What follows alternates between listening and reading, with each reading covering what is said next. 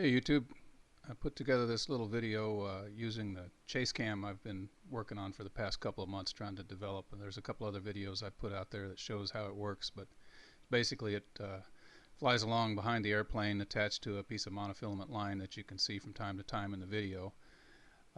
This was a particularly beautiful day, and I took it out to film one of my favorite flight paths around the area here, which is the ridge down Black Butte Reservoir. I'm using a new camera this time. I had a Drift HD 720, and I had problems not with the camera so much but the remote, which when the engine was running it just wouldn't trigger the camera. This new one has a two-way remote which will actually trigger the camera from about 20 feet away. It also gives you an indication with LED lights on the remote as to whether or not the camera actually turned itself on. I've made this flight probably 3 times in the past month with my other camera, and I never got any video. I turned the camera on but it didn't turn itself on. I had no way of knowing that. This particular part of the ridge here has got a lot of wildlife on it this time of year, so I'm going to slow the video down here so that it's better able to see them. You'll see there's 3 coyotes that we pass over initially, and then there's some deer further on down the ridge. Those coyotes have been up here every one of the 3 flights I've made in the past month, pretty much in the same spot, looking over this herd of deer. They look really healthy, so I don't know, they must be finding something good to eat up there. They don't seem to be moving around very much, and neither do the deer. Later in the year all this grass will turn brown. In fact, in another month this will all be brown, and you won't see so much of the wildlife, but this time of year it's a great pasture up here on top of this ridge. I like flying this ridge because it's beautiful country, but it's rugged. You know, obviously safe landings wouldn't be expected outcome from the terrain right under the airplane, but just off to the left are nice smooth fields. The ridge is high enough that even if the engine were to quit at any point, a slight left turn and the glide ratio I've got would get me out to a safe landing spot, so it actually is a safe place to fly low.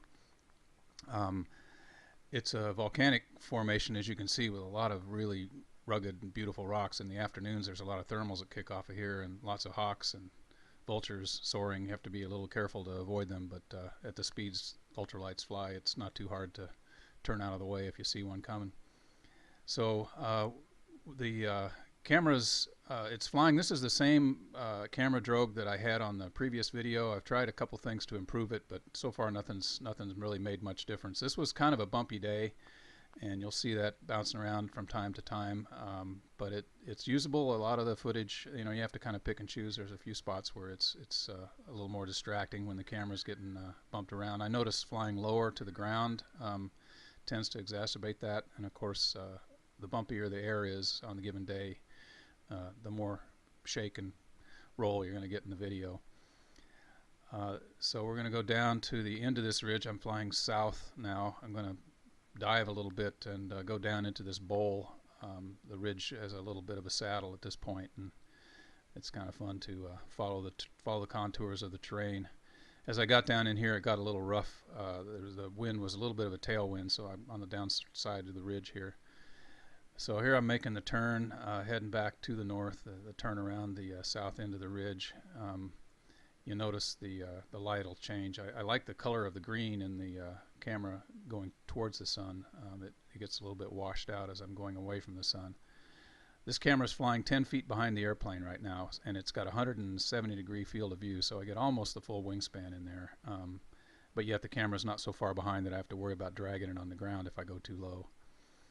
So I'm going to slow it back down again here. We'll get another look at those coyotes as we come past. They're further on down the ridge here. This is the same area that we flew over before, where you saw the coyotes and the deer. There's still some of the deer. You can see one of them off to the left there. The coyotes will be coming up in kind of the center of the frame. It's hard to see them. These wide angle cameras, everything looks further away than it actually is. I'm flying at about telephone pole height here, so they aren't terribly distressed. They kind of dispersed when I came over, but they weren't really running, just kind of trotting out of the way.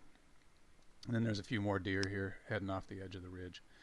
So I'm going to go look at the dam. There's a flood in California right now. Everything is full, and this is no exception. This lake is completely full and discharging through the spillway right up to the emergency spillway, which you'll see at the south end of the dam.